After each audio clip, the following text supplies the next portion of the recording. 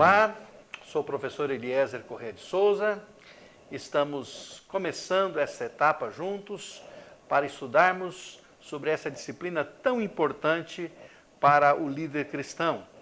É claro, para todos os cristãos, mesmo aqueles que não ocupam cargo de liderança, mas que queiram se aprofundar no conhecimento da palavra de Deus e a aprender a fazer, a usar bem uma ferramenta tão preciosa que é a homilética. Então, nossa disciplina homilética, nós vamos aqui estar caminhando, compartilhando com vocês princípios importantes. Você vai descobrir o que é homilética e alguns elementos que são fundamentais e aprendendo também conosco como elaborar um sermão, como você vai chegar a apresentar esse sermão também. Mas antes eu quero deixar com você o texto bíblico, bem conhecido dos leitores da Bíblia, mas é importante para relembrarmos este princípio tão importante que está em 2 Timóteo capítulo 2, versículo 15.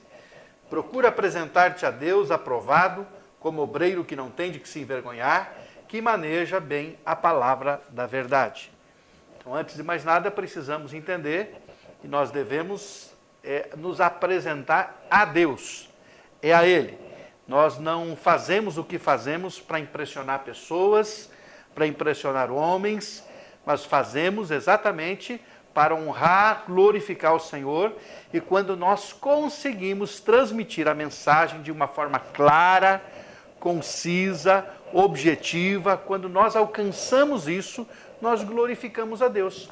Porque quanto mais nós tornarmos o livro bendito, a Bíblia Sagrada, como uma mensagem que o homem possa entender de forma clara e simples, nós estamos dessa forma glorificando a Deus. Então é a Ele que nos apresentamos, diz o texto, como obreiro que não tem do que se envergonhar, que maneja bem a palavra da verdade. Precisamos manejar, saber usar bem o livro sagrado.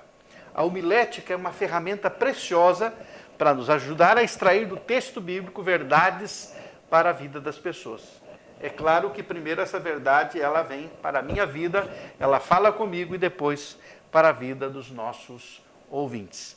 Então, prezado aluno, é muito importante que você esteja atento para entender os princípios da homilética, aquilo que envolve a homilética também, e é importante você entender já de princípio que a homilética é apenas uma ferramenta que vai te ajudar a trabalhar o texto bíblico de forma a expô-lo de forma compreensiva aos seus ouvintes. Então é uma ferramenta preciosa que todo crente, todo líder, todo pastor, todo pregador que aprende a usá-la nunca mais a deixa. Por quê? Porque ela ajuda e muito, tá certo? Muito bem, o que nós vamos estar vendo nessa nossa primeira aula, nesse nosso primeiro momento, né? Qual é a ementa da nossa matéria, da nossa disciplina? Nós vamos ver as regras de homilética, a organização de sermões, como é que a gente faz para organizar um sermão. Vamos aprender as técnicas de pregar em público. Nós vamos estar trabalhando isso durante a primeira, a segunda, a terceira, as nossas aulas que teremos, né, a partir desse momento. Nossa primeira aula, eu quero estar trabalhando com vocês hoje a origem da homilética. Homilética e eloquência, homilética e comunicação, homilética e estilo, testemunho pessoal, direção de cultos. Vamos abrir um parêntese para falar um pouquinho do culto, embora nós tenhamos uma disciplina chamada culto e liturgia, onde vamos trabalhar essa questão do culto. Nós paramos um pouquinho, por quê? Para falar sobre o culto, no meio dessa disciplina homilética. Porque o culto é muito importante, é o ambiente onde a gente prega a palavra. Geralmente é no culto que há um momento especial, inclusive uma parte muito importante do culto para a pregação. Por isso falamos do contexto da pregação, que é o culto, porque ele precisa também ser um ambiente adequado e bem preparado para a entrega do sermão, para a pregação da palavra de Deus. Tá certo? Muito bem. Antes de mais nada, a origem da homilética. A palavra é um veículo de comunicação e ela pode ser expressa por sinais corporais, que são gestos. Você pode expressar a palavra através de gestos. Sonoros, a palavra pode também ser expressa de maneira sonora, através da fala, como estamos fazendo aqui agora também, gráficos, que é escrita, luminosos, luzes, e outros também. A palavra falada, que é a comunicação sonora, é um fenômeno biopsíquico social e, na verdade, ela possui dois elementos básicos. O material, que é o som, que recebe o nome especial de vocábulo, e o imaterial, que é a ideia, que recebe o nome de termo. Então é muito importante entendermos isso, porque a homilética é a arte de usar as palavras para convencer as pessoas, e nós vamos estar descobrindo isso no decorrer da nossa disciplina. A conversa, o convívio social que levou o homem a inventar a palavra e a frase, produziu também a conversa, isto é, a troca de palavras. A necessidade de comunicação levou a isso. A conversa é um diálogo entre duas ou mais pessoas. Os gregos davam à conversa o nome de homilia. Pastor ou professor, por que está falando de conversa, de fala? Porque tudo isso tem a ver com homilética. Por exemplo, a origem da homilética, da palavra em si, está no nome homilia, que os gregos, na verdade, davam à conversa o nome de homilia, de onde veio a palavra homilética. Os romanos chamavam de sermones, de onde veio a palavra sermão. Então, a conversa para os gregos era homilia, conversa para os romanos, sermones. E aí nós temos a origem de homilética e de sermão também. Então, por isso é tão importante.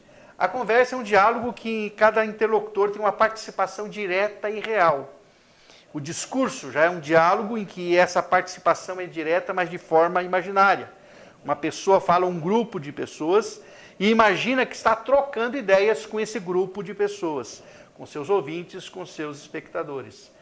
O sermão em si também, quando você está pregando um sermão, você imagina estar conversando com a sua plateia, com quem está te ouvindo.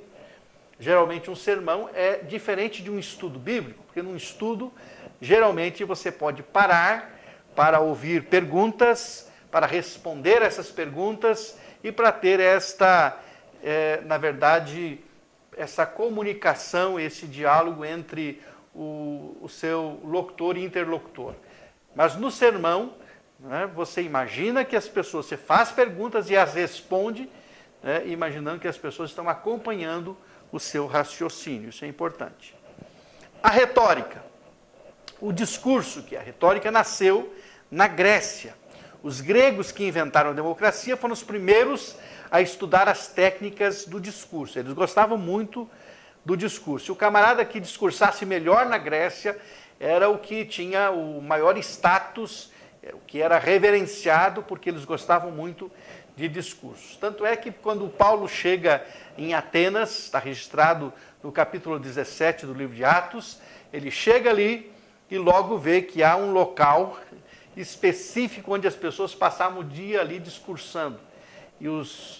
E as pessoas iam revezando uma após a outra em seus discursos, e ali havia um local específico para isso. Então, a retórica ou o discurso nasceu na Grécia. A palavra retórica é grega e deriva de retos, palavra falada, isso que quer dizer retórica. O rétor, entre os gregos, era o orador de uma assembleia. Então, esse era o rétor. O primeiro homem a traçar as normas de um discurso foi Córax, de Siracusa. Ele foi o primeiro a fazer um discurso como se conhece hoje. Córax ensinava que o discurso deveria ter a seguinte disposição: a proemia, que é a introdução, narração, argumento e observações adicionais e a conclusão. Então, ou seja, ele já ensinava que um discurso precisava ter uma introdução, um corpo e uma conclusão. Isso mais tarde na homilética é incorporado e nós vamos estar observando isso. O maior orador grego, o maior de todos os oradores, foi Demóstenes. Dizem que ele tinha uma dificuldade de falar e que era gago, mas que com muito esforço e intenso treinamento venceu. Isso é para nos incentivar também, você que tem alguma dificuldade para se expressar, para falar, e principalmente falar em público, você pode se inspirar no exemplo de Demóstenes, que foi o maior de todos os oradores gregos, né, vencendo a sua dificuldade, a sua gagueira para poder se expressar e falar em público com as pessoas, alcançando esse nível de excelência tão alto que ele é considerado o maior orador grego. Uma observação importante, a palavra demagogo, que significa guia do povo ou líder popular, logo passou a significar pejorativamente aquele que ilude ou engana o povo. O demagogo, que deveria ser guia do povo, infelizmente essa palavra tomou uma outra conotação e passou a ser usada como aquele que ilude o povo. Por que eu estou dizendo isso? O que tem a ver com oratória, com discurso, com retórica, tem a ver? Porque geralmente o demagogo usa as palavras para iludir, para enganar as pessoas. Nós não somos demagogos. O pregador da palavra de Deus prega verdades eternas que transforma a vida das pessoas. Então, por isso, nós temos que ter muito cuidado, exatamente para não nos tornarmos aqueles que iludem as pessoas com palavras vazias. Por isso, o nosso sermão, ele é e deve ser embasado na santa, bendita e poderosa palavra de Deus. O que devemos ensinar às pessoas e transmitir é a verdade da palavra de Deus. Por isso, começamos com o texto bíblico onde o apóstolo São Paulo está dizendo a Timóteo que é importante que o obreiro ele seja aprovado por Deus e para que isso aconteça ele tem que manejar bem a palavra da verdade. Muito bem. A oratória. Os romanos, que sofreram grande influência cultural dos gregos, eles não podiam deixar de se empolgar também com a retórica. Logo, os romanos adotaram a retórica, que quer dizer conversa ou discurso, com o nome de oratória, de ores, de boca. Então, para os romanos, a retórica passou a se chamar oratória. Para os gregos, retórica, para os romanos, oratória, e significa a mesma coisa. Cícero foi o maior orador romano. Como teórico, entretanto, ninguém superou a Quintiliano, o maior dos teóricos. Mas, como orador, o Cícero foi o maior. Os romanos nada sabiam a respeito da retórica sacra, do discurso sacro, da oratória sacra, porque ela ainda não existia. Isso é muito interessante. O cristianismo, na verdade, foi a primeira religião universal que o mundo conheceu. Por isso, a pregação se tornou muito importante no cristianismo. Até então não havia a retórica sacra, a oratória sacra, o discurso sacro. Mas começa a tomar corpo, porque há a necessidade de convencer as pessoas através da pregação. E, na verdade, quando o pregador está pregando, o seu intuito é convencer as pessoas. O Espírito Santo converte. E nós, pregadores, devemos convencer de que aquilo que estamos falando é a verdade do Evangelho, é aquilo que nós gostaríamos que as pessoas entendessem. Então, o cristianismo foi a primeira religião universal que o mundo conheceu. Na antiguidade, as religiões, na verdade, faziam parte da vida das pessoas de uma forma natural, de maneira natural. Tudo era feito em família e ninguém se preocupava em comunicar a sua religião às pessoas de outras raças. Por quê? As religiões eram tribais, eram familiares, né? Então não havia aquela intenção de fazer conhecido a sua religião, o seu Deus. Tanto é que cada povo, se você observar no Antigo Testamento, cada povo tinha o seu Deus pessoal. Né? Cada nação na terra de Canaã, por exemplo, tinha um Deus a quem adorava, a quem prestava culto, enfim. E por isso não havia esta necessidade de comunicar, porque eles entendiam que cada um tinha o seu Deus, a sua religião. O judaísmo começa a mudar um pouco isso quando ele começa a fazer prosélitos. O que é prosélito? É a conversão de não-judeus ao judaísmo.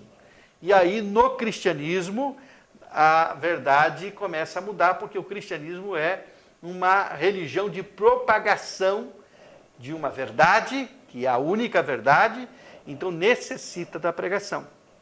Por isso, lá atrás, nas religiões não havia necessidade ou lugar para a pregação. Os gregos que inventaram a retórica e os romanos que a aperfeiçoaram com o nome de oratória, nada sabiam sobre a sua aplicação à religião. Isso veio mais tarde. Coube então ao cristianismo, por ser uma religião universal e eminentemente missionária, a tarefa de criar a retórica sacra, que no século XVII, apenas no século XVII, ela vai se chamar homilética. Então, apenas no século XVII que a retórica sacra, o discurso sacro, vai se chamar homilética.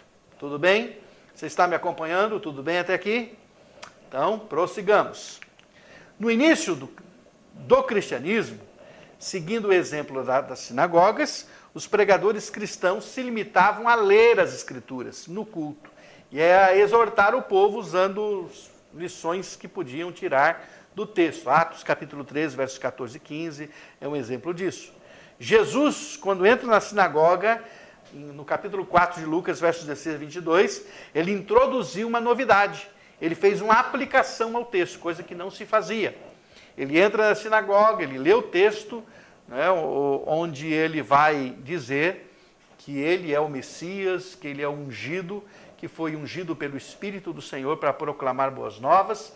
Quando ele termina de ler esta passagem do profeta Isaías, ele diz, hoje se cumpriu essa escritura, ou seja, ele está fazendo uma aplicação, ele introduz uma novidade aqui. A homilética nasceu quando os pregadores cristãos começaram a estruturar suas mensagens, seguindo as técnicas da retórica grega e a oratória romana, ou seja, colocando uma introdução, dando um corpo e fazendo uma conclusão naquilo que estavam fazendo ou falando. Isso é muito importante. Ela despontou no século IV depois de Cristo, século IV, Anno Domini, AD, com os pregadores gregos Basílio e Crisóstomo, e com os latinos Ambrósio e Agostinho, eram grandes pregadores. Aliás, Crisóstomo, João Crisóstomo, era chamado por sua pregação, por sua eloquência, por sua oratória, ele era chamado de João Boca de Ouro, um grande pregador da palavra de Deus no século IV. Na Idade Média, a homilética era quase única, ou era a única forma de oratória conhecida naquele momento. Se considerava como sermão qualquer discurso feito no púlpito da igreja. Hoje é diferente. Hoje você no púlpito da igreja você pode dar uma palavra e ela não será um sermão, porque o sermão precisa seguir as regras da homilética. Mas naquela época, qualquer discurso religioso era chamado de sermão. A partir da Reforma, quando a Bíblia passou a ser o centro da pregação, então as coisas mudam e o sermão começa a ser considerado sermão só aquele que tem seu fundamento na Bíblia. Então, além de seguir as regras da homilética, ele precisa, para ser um sermão, estar fundamentado nas Escrituras. Se alguém disser, alguém deu um sermão e esse sermão não tinha base na Bíblia, então não era um sermão, era um discurso. Porque a partir daí, da Reforma, o sermão só é considerado sermão aquele que tem a sua base, né, embasado na palavra de Deus, na Bíblia Sagrada. Os sermões deixaram, a partir da Reforma também, de ser apenas discursos éticos ou litúrgicos. Os sermões se transformaram em mensagens verdadeiramente evangelísticas. E a homilética passou a ser a arte de pregar o Evangelho. Sou apaixonado pela homilética, porque ela me ajuda a extrair do texto bíblico verdades lindas e profundas que, de uma outra forma, eu teria mais dificuldade de extraí-la. A homilética ajuda o pregador a descobrir as alternativas várias do uso de um texto. A homilética te ajuda a cavocar o texto, com a ajuda da hermenêutica, da exegese. Esse é um trio poderoso. É homilética, hermenêutica e exegese. Esse trio, ele vai te dar, com certeza, a condição de cavocar o texto e de tirar verdades lindas e profundas para a sua vida e para a vida dos seus ouvintes também. É interessante que a homilética ajuda porque ela coloca o conteúdo do sermão em uma ordem. Então, isso é muito importante, colocar em ordem o conteúdo do sermão. Ordena as ideias do pregador para que elas sejam entendidas pelos seus ouvintes. Então, por isso ela é tão importante e uma ferramenta que eu considero para os pregadores indispensável. Meu prezado aluno, meu prezado irmão em Cristo, eu digo a você que se você aprender a usar essa ferramenta, você poderá, né, fazer com que o seu ministério seja muito mais frutífero e proveitoso. Você terá na verdade, uma nova dimensão do que é pregação. A homilética ela é uma ciência quando considerada sob o ponto de vista de seus fundamentos teóricos, históricos, psicológicos e sociais. É uma arte quando considerada em seus aspectos estéticos, a beleza do conteúdo e da forma. E é técnica quando ela se mostra ao público, quando ela se apresenta, ela é realizada ou concretizada na vida do pregador no púlpito. A finalidade, no entanto, da homilética, tanto da homilética como da retórica ou oratória, é levar o ouvinte a concordar com o pregador ou orador. O objetivo é esse. Quando eu exponho as Escrituras, o objetivo é levar com que a pessoa que está ouvindo concorde com aquilo que eu estou pregando. Por isso, muitas vezes, por exemplo, num apelo, você vai levar as pessoas a tomar uma atitude diante daquilo que você pregou. Se é um sermão que tem uma ênfase evangelística, você vai levar as pessoas a decidirem-se por Cristo. Bom, você entendeu o que eu preguei? Ah, entendi. Então, você quer aplicar a sua vida, você quer alcançar isso que te foi oferecido? E aí a pessoa responde, né, e isto mostra, né, se a sua mensagem alcançou ou não o objetivo. Tá certo?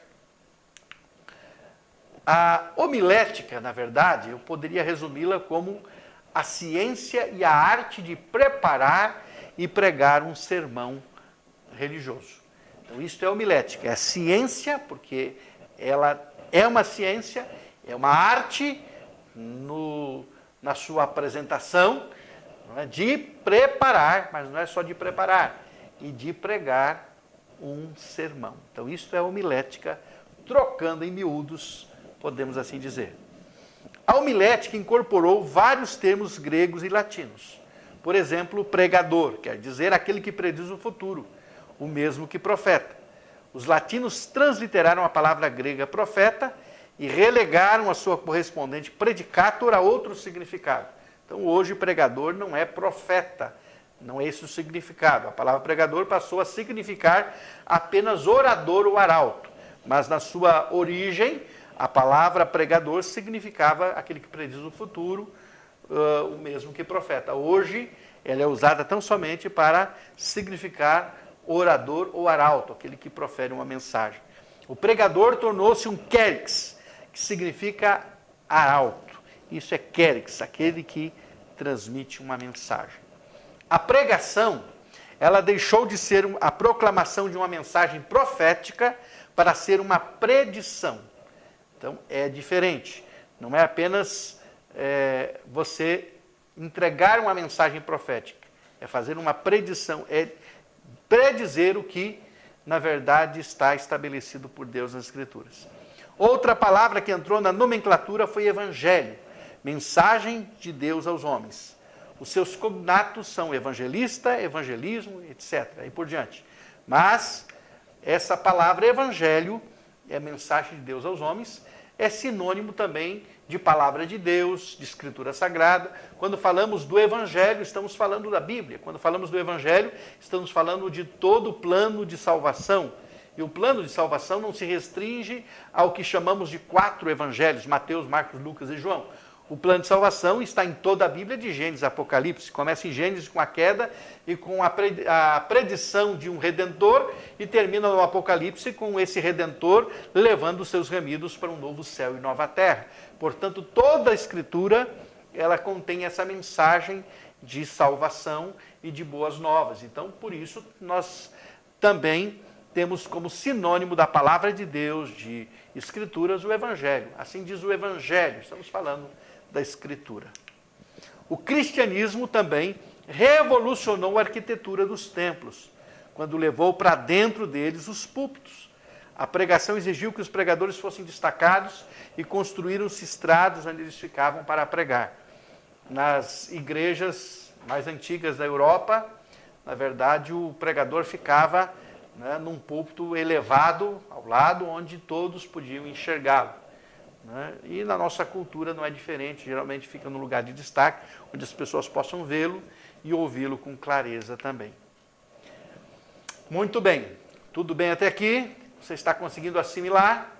Dá uma paradinha, respira e então defina a homilética para você mesmo.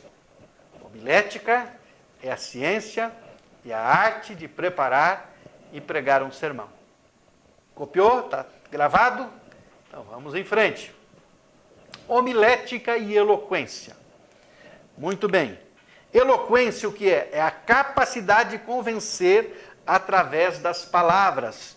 Vem do latim eloquentia, e significa o ato ou efeito de falar bem. Isso é eloquência. Quando alguém diz o fulano é eloquente, não é que ele grita muito. Tem gente que confunde eloquência com grito, não é isso. O pregador eloquente é aquele que é capaz de convencer através das palavras. É aquela pessoa que fala bem. É o orador capaz de mover a pessoa e persuadir as pessoas a acatarem as suas palavras. O pregador que faz isso, ele é eloquente. Tá certo? Há 4 maneiras de convencermos alguém a seguir nossa orientação. A primeira, a força física. Braços, através do braço, das armas. Isso nós chamamos de guerra. Você pode convencer, subjugar através da guerra. Uma segunda maneira de convencermos alguém a seguir a nossa orientação é a força pessoal, que é o exemplo, a psicologia. Através da psicologia, nós podemos influenciar pelo nosso exemplo e convencer as pessoas. Terceira maneira é a força social, costumes, leis, é o direito. Você convence alguém pelo direito, mesmo que ele não queira fazer, mas o direito o obriga a fazer. E a quarta maneira de convencermos alguém a seguir nossa orientação é através da força verbal, a palavra falada ou escrita, ou seja, a retórica. Você pode convencer pela guerra, pela psicologia, pelo direito ou pela retórica. Os pregadores do evangelho convencem pela retórica, através da sua força, da expressão verbal, da palavra falada. Eloquência é o conjunto de qualidades de um orador que leva os seus ouvintes a acatarem suas palavras. Se você for pedido a definir o que é eloquência, você deve exatamente definir dessa forma. Eloquência, conjunto de qualidades de um orador que leva os seus ouvintes a acatar suas palavras. A eloquência é o aferidor, a pedra de toque da retórica. Ou seja, a eloquência distingue um orador de um palrador, de um tagarela. Não é um conversador fiado, é mais do que isso. É alguém que consegue influenciar pelas palavras.